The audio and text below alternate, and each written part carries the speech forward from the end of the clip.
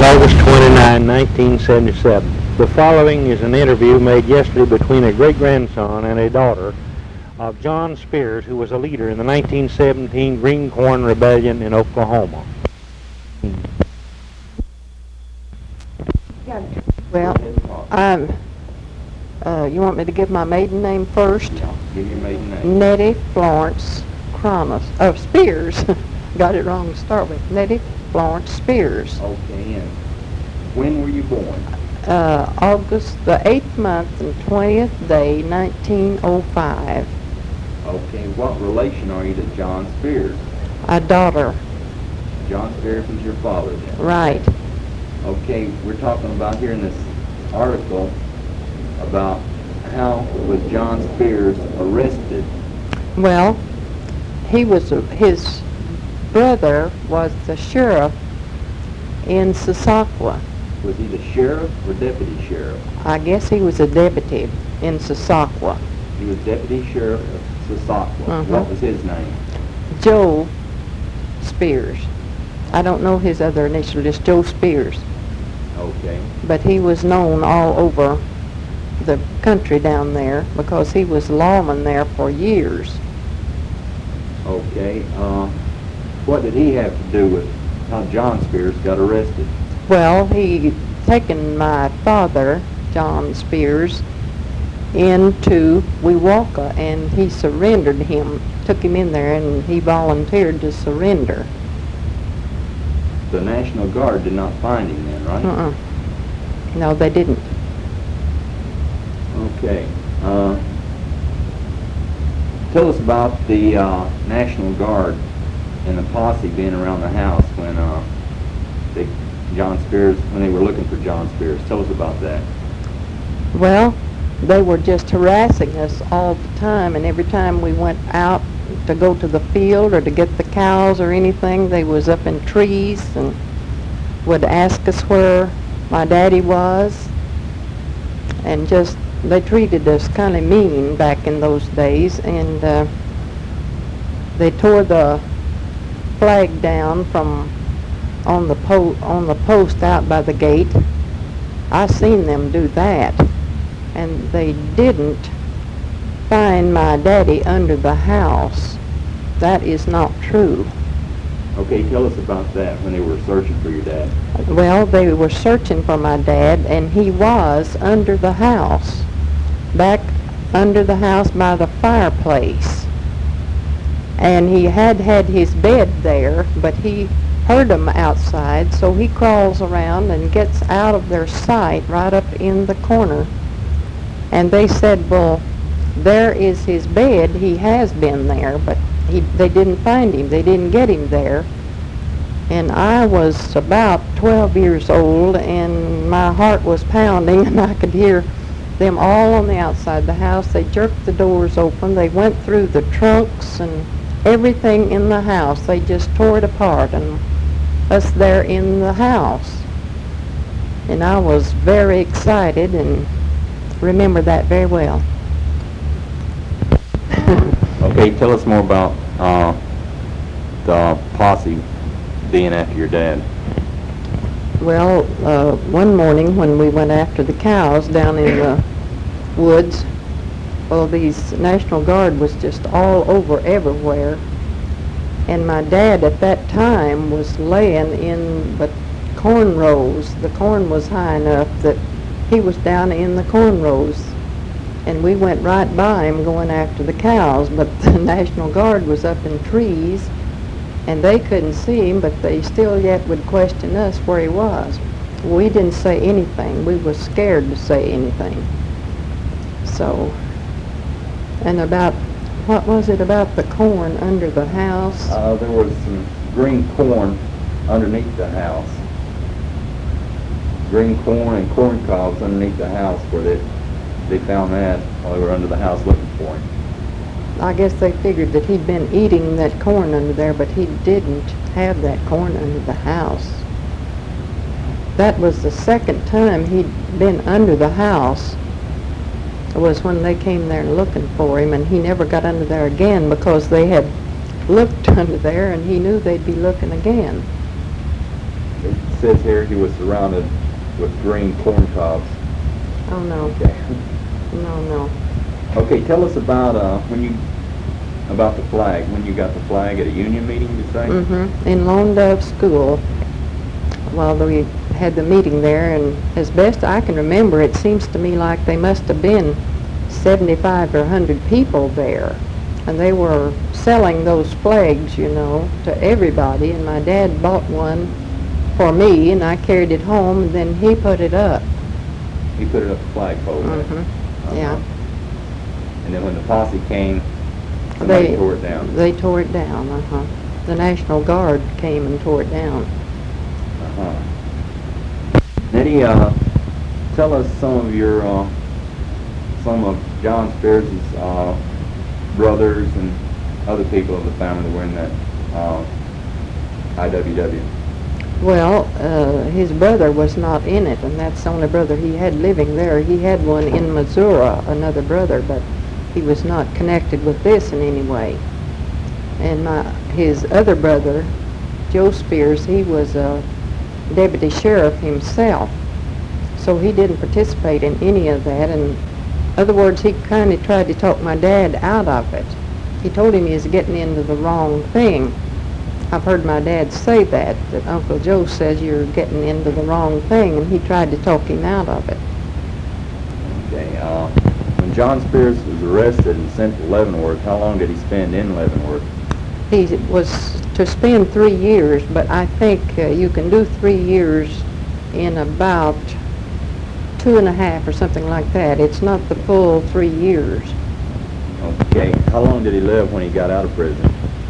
Well, he got out in 3 years. He only lived about 4 years, I'll say, when he got out. How old was he when he went to prison? He was about 59, and he died at 67. I see. Okay, Aunt Nettie, tell us about the union meetings and what you remember of them. Well, they just had big gatherings at the schoolhouse. Where was the schoolhouse? Lone Dove School, out of Sassafra. And the women and the children and the men and everybody went. It just more of a social gathering. And the men would get off and talk about what they intended to do, and we were just visiting, you know. I was glad to just get there and get a flag out of the deal as a 12-year-old, you know. So what they talked about and their plans, I didn't get that. Didn't understand about it. But John Spears opened the meetings, and he was the union leader of that local union at that time. He seemed to be, Okay. You say here that Robert Boggs, mentioned in this article, was related to the Spears. In what capacity? He was a son-in-law of John M. Spears, which was my brother-in-law. I see. Okay, Nettie, tell us about the rest of your family that went to prison and the one that didn't have to go to prison and the circumstances behind all this. Well, my one brother, Herbert Spears, he didn't have to go because he had a big family.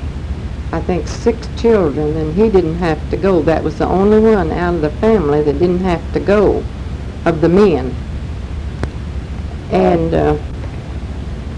what about the other men that did have to go? What were their names? Well, I had 2 brothers and a brother-in-law that had to go the same time my dad did.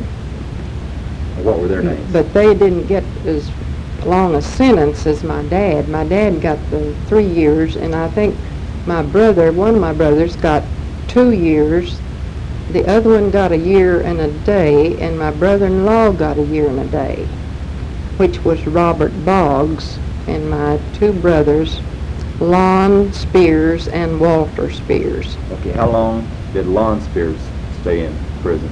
Well, he got a 2-year sentence, too. And Walter got 1 year and a day? 1 year and a day. I see. He was the youngest one. Nettie, how old was your father, John Spears, when he went to prison?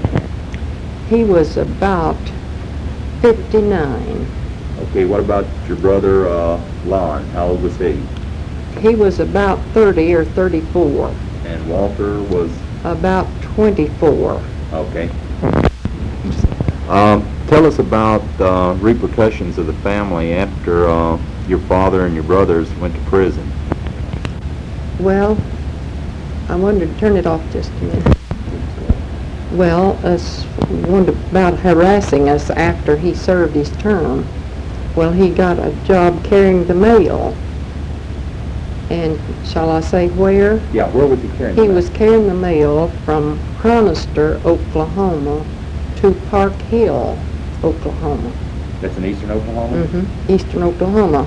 And some of the neighbors that knew about him serving a term reported that he had served a term, so they wouldn't let him carry the mail anymore. He lost his job over that.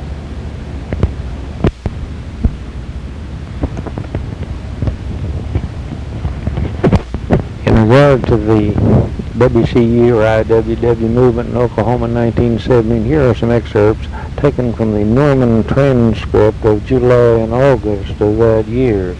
On page 11, column 2, July 19, 1917, we find this item. The IWW have to be watched very carefully in the wheat fields of northern Oklahoma and southern Kansas. Unless their demands are complied with, they go to every extreme to destroy the machines, throwing bolts into the machinery, concealing large stones in the center of bundles of wheat, setting out fires, and doing other devilment. As soon as one of their demands is met, they increase their demands until some of them are now asking $6 per day, and do little work at that. They do not propose, evidently, that the farmer shall retain much of the profit of his $2 wheat. And in the July 26, 1970 issue, we find in column 4, page 1, Home Guards. There was a fair attendance at the meeting called last night to organize a company of home guards to be prepared for IWW aggressions or other disloyal Jones families, and the nucleus of a company was formed. Judge J.D. Grigsby presided, with Ben G. Owen acting as secretary, and after some discussion, the following expressed a desire to connect themselves with the company, namely W.H. Fleharty, Ray I. Carter, J.W. Rogers, R-O-D-G-E-R-S, George Bowen, G.L. Vanderpool, L.O. DeVore, M.A. Floyd, J.M. Fisher, C.F. Teal, B.F. Myers, J.T. Cockrell, Guy Y. Williams, Rutherford Brett, Harry Fleharty, John W. Barber, B.F. Clay, J.D. Grigsby, Ben S. Owen, and Dr. J.P. Torrey. A committee consisting of Guy Williams, George Bowen, and M.A. Floyd was appointed to canvass the town for available material, and all men of Norman are invited to join. Send your name by telephone or otherwise to the transcript and have it added to this list. A meeting will be held in the near future for the election officers in complete organization. Let us be prepared for all eventualities. The next item we find is the same issue, July 26, 1917, Norman transcript. It's on page 10, column 3, the Jones family. A recent issue of the Oklahoman tells of the arrest of several parties in the eastern part of Cleveland and western part of Pottawatomie counties by deputy U.S. Marshals charged with being members of the organization called the Jones family, quotation, and organized, and is charged to resist the draft. There are said to be 300 members of, quote, family, unquote, the majority living in the Pink, Brown, and Mardock neighborhoods, that they are terrorizing the loyal citizens of that part of the country. They are very foolish and really to be pitied for their ignorance, for it is certain they are sowing the wind and will reap the whirlwind. In the August 2, 1917 Norman transcript, we have two items, both on page